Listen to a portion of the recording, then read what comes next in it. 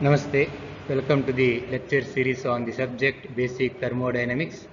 This is module 2 in that part 2, first law of thermodynamics. This is lecture number 8. Myself, Dr. Yan Satish Kumar, Associate Professor of Mechanical Engineering, Canara Engineering College, Bantwal. So in this, let us discuss the specific heat at constant volume and specific heat at constant pressure in the beginning. Then we will see the application of the first law of thermodynamics to various non-flow process. So the definition of the specific heat at constant volume, the specific heat at constant volume CV is defined as the rate of change of specific internal energy with respect to temperature when the volume is held constant. You see, the specific heat at constant volume means here, you know the definition of specific heat, it is nothing but the amount of heat required to raise the temperature of the unit mass of the substance by 1 degree, right? So here the gas should be heated. So as we discussed in the earlier in the module, gases will have two specific heats. One is specific heat at constant volume and one is specific heat at constant pressure, because gas can be heated at constant pressure as well as constant volume. Now, when you heat the gas at constant volume, the specific heat is nothing but the rate of change of specific internal energy with respect to temperature. So, mathematically, CV, this is a symbol of notation for specific heat at constant volume, and rate of change of specific internal energy. So, delta U by delta T at constant volume. So, this is how you have to indicate.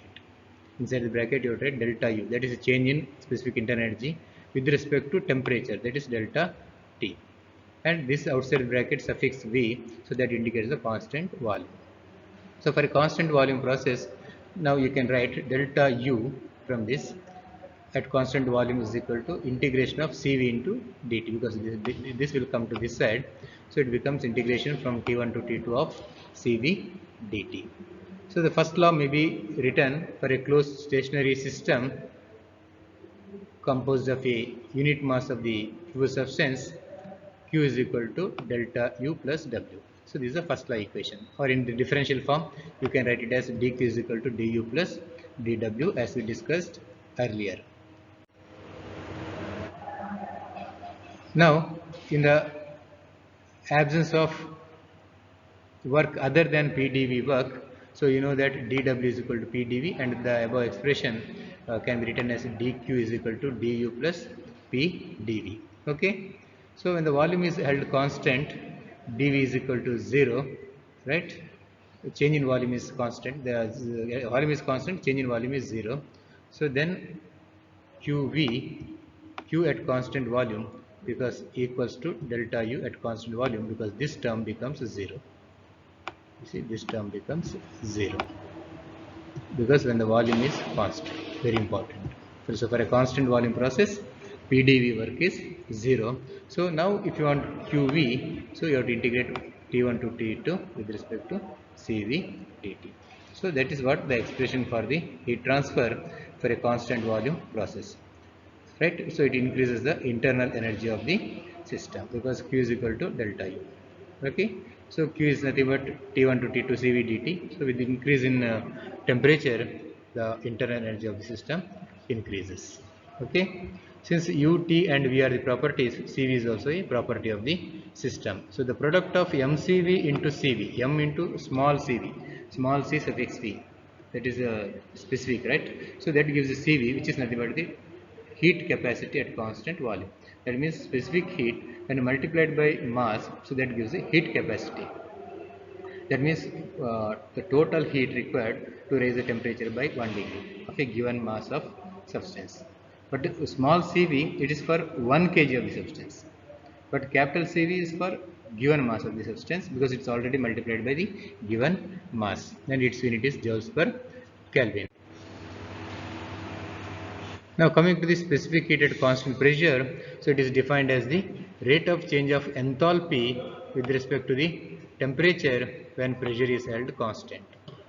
So rate of change of enthalpy. So Cp is equal to delta H by delta T at constant pressure. So this is a symbol for specific heat at constant pressure. Delta H is a change in enthalpy, and that is with respect to temperature delta T.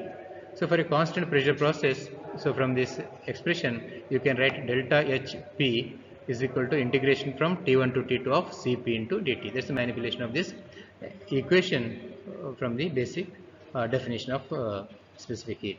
So you know the first law for a closed stationary system. So dq is equal to du plus p dv. So that is what I directly have taken. Here I have neglected other forms of energy and I consider only the displacement work.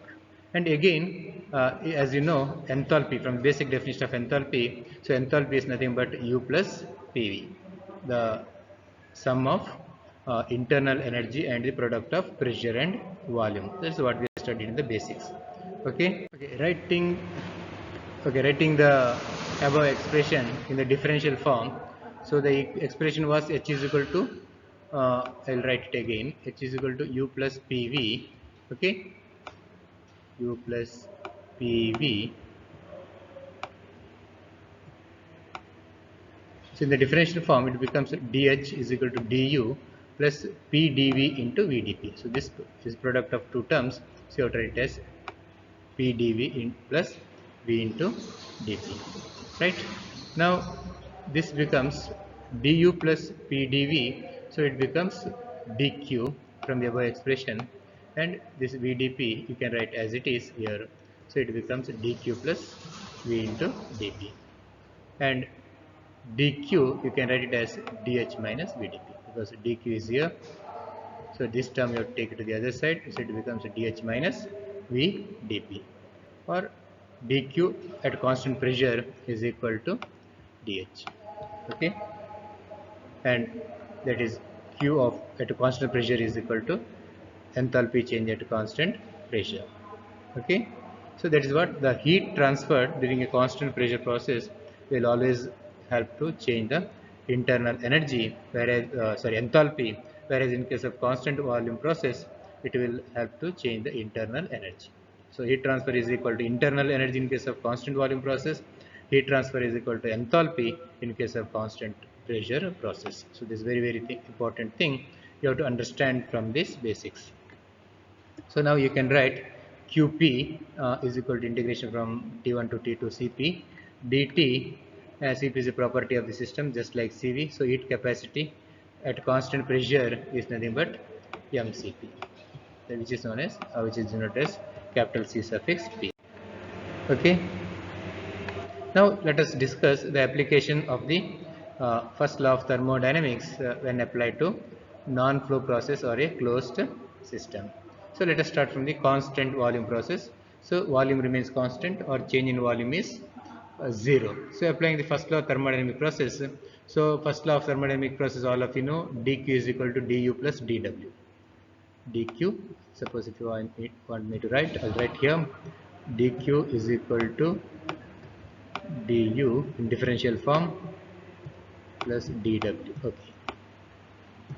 Now that means you can write it as q1 to 2 because dq is a path function, dw is also a path function. So for a change of state you cannot write it as q2 minus q1, you should write it as q1 to 2. But this is a point function, so you can write it as u2 minus u1, and dw you can write it as w1 to 2. So here for a constant volume process W1 to 2 is equal to 0. Displacement work is 0. So that's what this term becomes 0. So you will get Q1 to 2 as U2 minus U1. Right? But U2 minus U1 from the definition of the specific heat delta U is nothing but Cv into T2 minus T1. Right? So for a constant volume process heat transferred is equal to Cv into T2 minus T1. Suppose if this is for unit mass of the substance, this expression is for unit mass of the substance because Cv is the definition of the specific heat, so it implies for unit mass. Suppose if you have a mass of m kg, so then you have to multiply by m. So it Q then is given by mCv into T2 minus T1. Okay.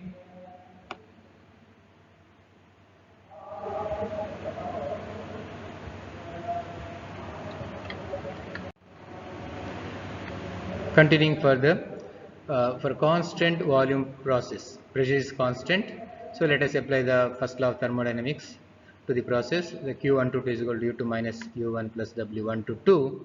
And for constant pressure process, as all of you know, W122 is given by integration 1 to 2 P dV, which is nothing but P into V2 minus V1. So this is already we studied this derivation in the first part of this module. Okay. So you can substituting for W122 as P into V2 minus U1, you will get Q122 is equal to U2 minus U1 plus P into V2 minus V1. Now open this bracket here and separate the terms. So you will get U2 plus P V2 minus U1 P V1. Now U2 plus PV2 is nothing but enthalpy H2, because H is equal to U plus PV. So here suffix 2 is there because this is for state 2 and this is for state 1. So it becomes H2 minus H1.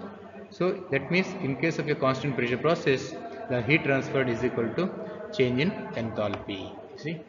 Heat transferred is equal to change in enthalpy, and from the previous definition of the specific heat at constant pressure, we get delta H is equal to Cp into delta T, or H2 minus H1 is equal to Cp into T2 minus T1. So heat transferred in a constant pressure process is given by Cp into T2 minus T1. Now if for a mass of m of a substance, so you can multiply this by m to get the total heat supplied during the process. Okay, now let us move on to the next topic. Okay, next is the constant temperature process or isothermal process.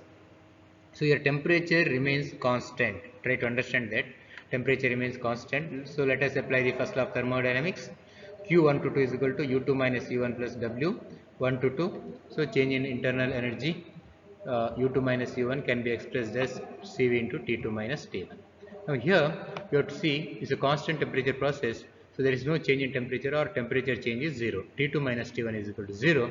Then it becomes the heat transfer is equal to the work transfer for an isothermal process. You can see here Q122 is equal to W122. Okay. Now Q122 is equal to P1 V1 Ln V2 by V1. From where did you get this expression?